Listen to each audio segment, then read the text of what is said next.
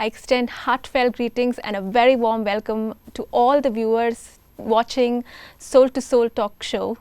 And continuing with the previous episode, we have with us again on this set, we have Brother Navel from UK. Welcome to the show, brother. Hello again, Suranya. In the previous episode, we understood from Brother Navel how the knowledge, the spiritual knowledge he got from the brahmakumaris humongously transformed his life. And let's get to know more about this process that he underwent. Brother, how did you come into contact with the brahmakumaris? It was about 31 years ago. I'd been working very hard in my job and building the family life. Okay. And everything was actually rather hard because of not quite working out the way I thought life should. I seemed to be running to stand still. I was on a kind of treadmill. And this was, looking back, this was leading to a kind of exhaustion inside, running on this treadmill of life, not knowing how to handle myself adequately. And as I mentioned previously, in my work as a medical correspondent, I had found that some doctors were wanting to treat illnesses in holistic ways, not just fixing the symptoms with drugs and operations, but trying to find out what was it that was generating ill health in their patients, right, in terms of the dynamics of their lives. You know, were they happy? Did they have a sense of purpose? Or were they feeling that life was dry and difficult? And as I was writing about these subjects, and these feelings being the most important determinants of good health or ill health, I realized that my own life was rather dry, and that I was probably a candidate for a coronary if I carried on living as I was.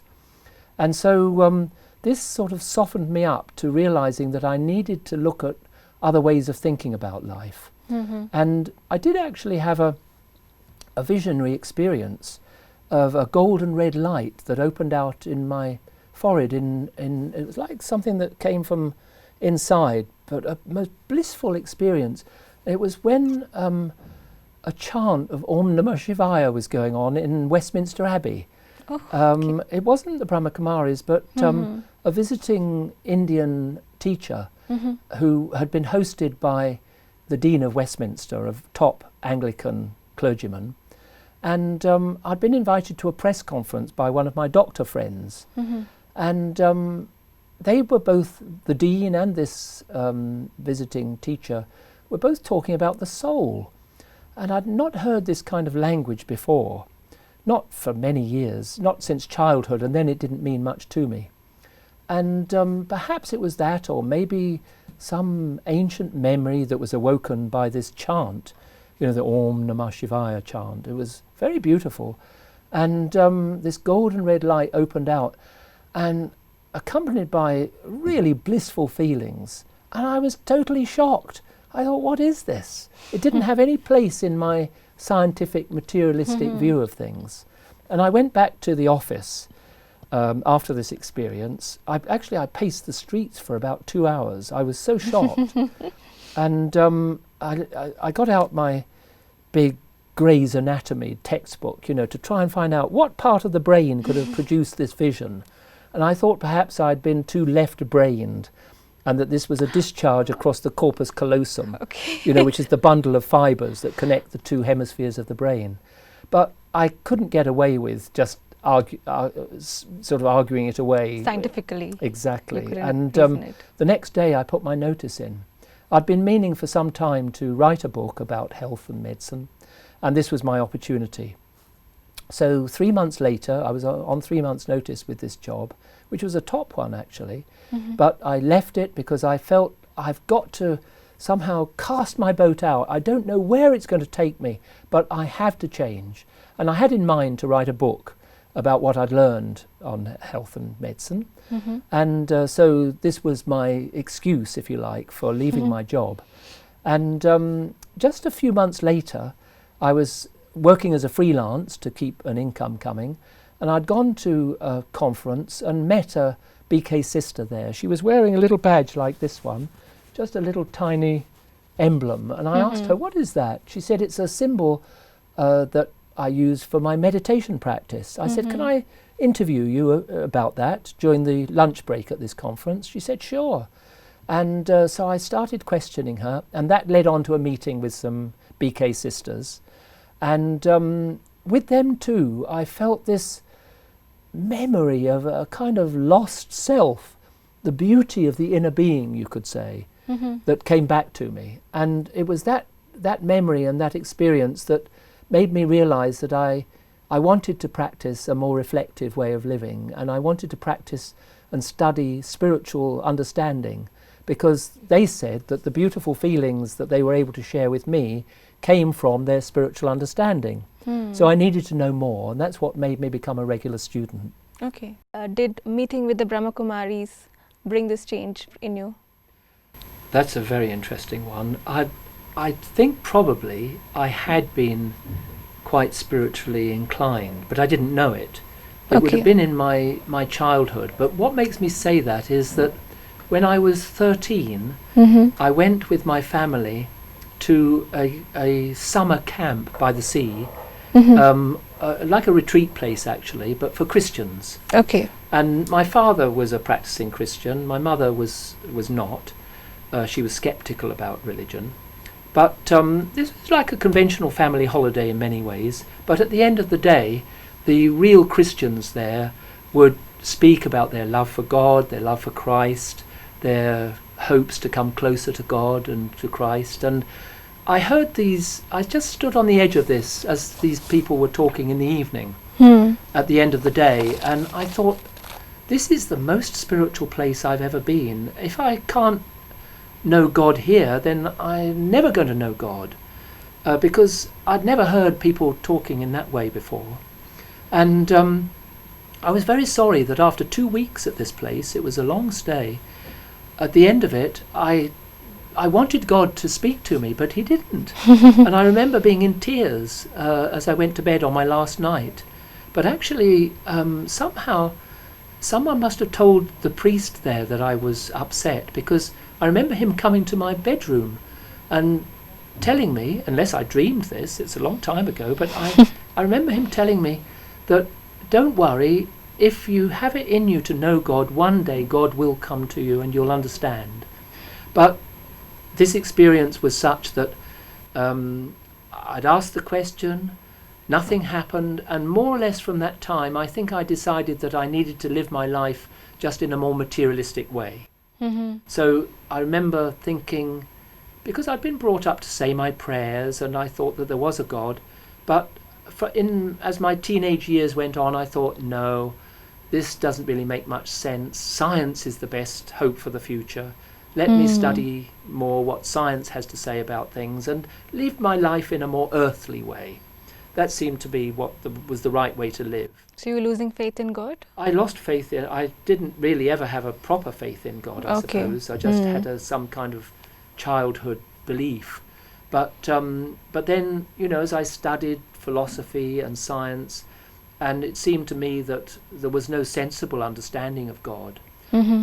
So I became an atheist, really, or at the very least an agnostic.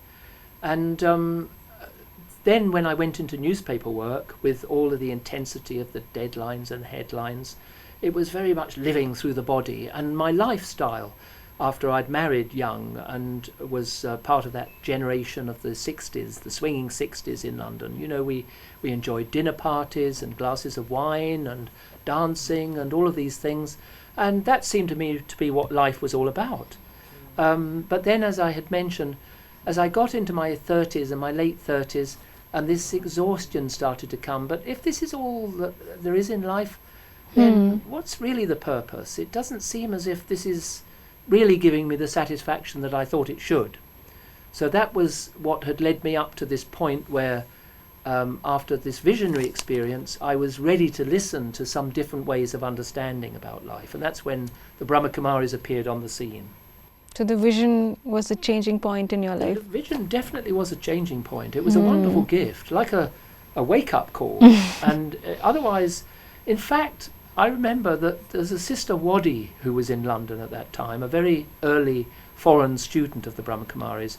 And when I was still in my job at the Daily Mail, she'd called me one day to say that this elderly yogi was visiting London. I said, well, that's very nice, but what's the story? And she said, well, she's a very nice person, a good yogi. And I said, well, that's very good, but I need a story. You know, what's the headline that I'll write on it? And so I said I'd love to meet her personally, but I'm very busy. Unless there's a story, I can't just give time to someone who's visiting. So that was about 2 years before I subsequently met the BKs. And I turned down that opportunity. Okay. It's quite funny looking back. The reason that I know about it is that this sister kept a note of this conversation with me. Okay. And later, when I actually started practicing with the BK, she told me about this phone call, and her note said, sounds like a very sweet person, but he's too busy to give time unless there's a story. It's quite funny that happened. Interesting. And after coming and taking the knowledge from the brahmakumaris, you slowly incorporated the spirituality in you. But how did you change? What in that knowledge did you experiment with that changed your belief system so drastically? Actually quite a slow process. Okay. But what brought immediate practical benefit was coming into the company of the BKs. I became a regular student quite quickly. Because I just went into the gathering regularly on a daily basis after taking the initial introductory course. Quite quickly I felt that I needed to practice listening to the spiritual study and ideas and experiencing the yoga and sitting with the practiced yogis. Okay. All of that started to change me inside, even though I didn't quite understand what I was doing. But it started to change me. And other practices that helped, like they said, if you switch to a vegetarian diet, it will help you have more of these beautiful experiences that I was having. So I thought, okay, fine, I love these experiences. They didn't argue the case morally or anything like that. They just said it'll improve your meditation. So I felt, okay, then I'd like to make that change. And my wife was also interested. She didn't feel touched by it in the same way as me, but she was also happy to change to a vegetarian diet. So the whole household changed to vegetarianism. Did she also come with you to the center? Did she also visit the center? Yes, she came initially, but more as a journalist. We went along together, and whereas she was writing notes for writing an article, I was kind of more struck by it by the experience, exactly. But I was very lucky that we both were interested. So we all went vegetarian, and our sons went vegetarian, and that brought a lot of benefit. But the other thing was they also suggested that if you want to further these beautiful experiences that I was having, but didn't understand what they were, but still I felt those lovely experiences, they said that if you want to, the way they would put it, if you want to know God more like this, then actually to stop having physical relationships in terms of sex between you as a couple, the celibacy teaching.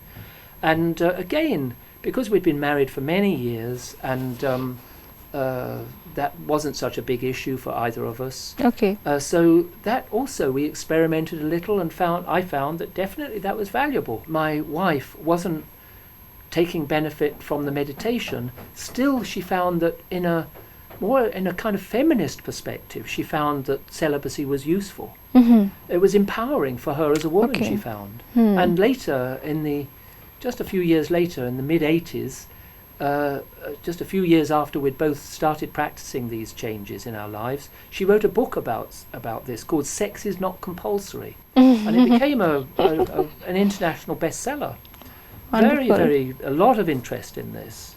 Not preaching celibacy, but saying it's an option that you might like to look at. Right. And both of us found a lot of benefit from these changes, these lifestyle changes. So the regular study and meditation experience, the vegetarian diet, and the celibacy, these things were softening my intellect, if you like, so that gradually the shift took place from this materialistic perspective that I'd had previously, thinking I was just this body and might as well get on with life in terms of the physical world, gradually to understand the spiritual dimension.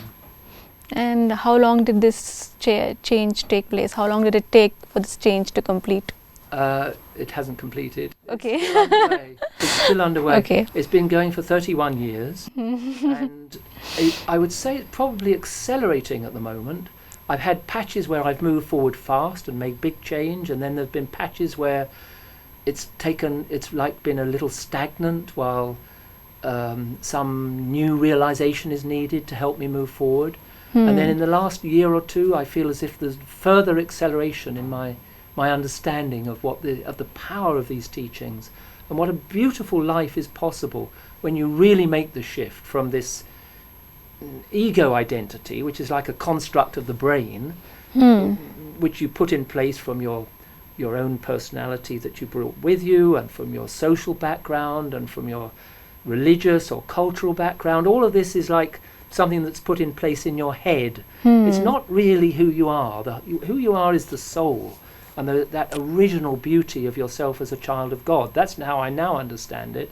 But it's taken me a long time to really understand that, and still sometimes I lose it and get lost in more material aspects of life again. So have you ever missed your previous lifestyle of partying late night and all that fun, which is quoted as fun Yes. by the world outside? Do you miss it? Do you find this serene lifestyle at any point of time, boring or dry? Or I've never found this spiritual journey boring or dry, not in the slightest. It's like an incredible extra richness in life. All through those years where I was still a family man and practicing this, in terms of being with the family while my children grew up. And then while I was still in full-time newspaper journalism, this was like behind the scenes. I was practicing these things, so very enriching. And then after I retired from full-time newspapers after more than 30 years and moved to the retreat centre life where I now live and work. I live at a retreat centre just a few miles south of Oxford in the UK, and we have about 15,000 guests a year come through, so it's very busy.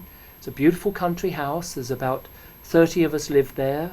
It's like an extended family, and a lot of learning. are you a teacher too there? Yes, At I'm the a retreat teacher centre? there, and I help with the life of the house. Okay. It's a wonderful life, very, very rich, but I've also got my family life as well, so it's like riches and riches and riches keep growing. Yes, there were some aspects of renunciation before I started feeling the richness of the spiritual life. There's a middle point where you have to let go of some things in order to experience the others. I was lucky in that I got very rich experiences from the beginning without even understanding why it was. But there are also times where to move forward you have to let go of something. Right. And I suppose, in direct answer to your question, I don't miss the hollowness of that fun-filled life, as you called it. It's not really fun. It's always full of a bit of fun, but then disappointment afterwards. Never quite what you think it should be. But I did like one thing that I did enjoy. We used to have a lot of dinner parties in our family life. It's part of the Western tradition. Not so strong here in India, but we'd have maybe 6 or 8 friends round and a glass of wine and some nice food. A very nice tradition, and I miss that. But I've got so much more in its place. So your definition of fun has changed now? Oh yes, absolutely. It's not that I'm looking for fun so much. I'm looking for truth. Okay. And with the truth that I gradually have learned to live with more and more comes a deep sense of joy. It's not fun, but more joy. More fun joy. is more like through the senses. It's temporary. And it's temporary, and you pay a price for it. Like if you get drunk and have a good time with alcohol, and it's before I had spiritual understanding, it was something. You do taste a kind of more kindly, relaxed side of yourself with the help of drink. It's a reality, but then you'll pay a price for that in the demands on your health. You might get a hangover. That's right. You might get a depression that follows the artificial joy. Whereas what I'm doing now is something aiming to be much more, that the kindliness and the relaxation doesn't need the alcohol. It's because it's my truth. And so that's much cheaper and much more lasting way of having the same experience, well, a much better experience. You had spent many years together before meeting with the Brahmakumaris, so it was probably easier for you to adapt yourself to this lifestyle.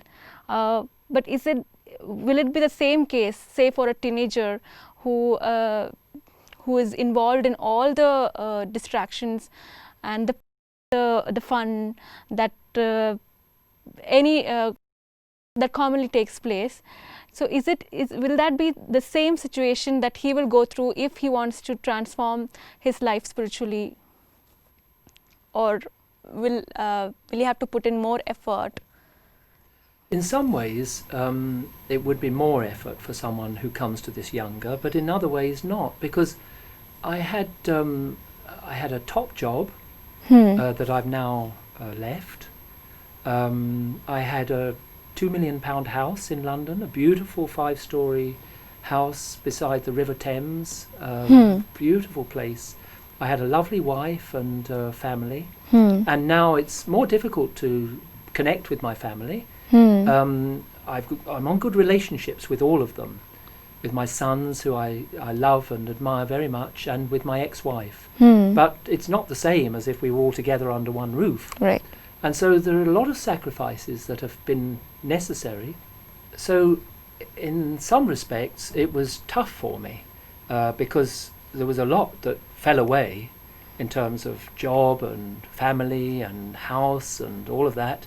But in other ways it was easy for me, because I knew that all of those things hadn't brought me happiness. All of the fun-filled life, the stock car racing, the dinner parties, there was still very much something missing inside me. And so knowing that and finding the joy of self-transcendence through the brahmakumaris was a tremendous incentive to me to continue to practice. But younger people do sometimes find it, I guess, must be much more difficult.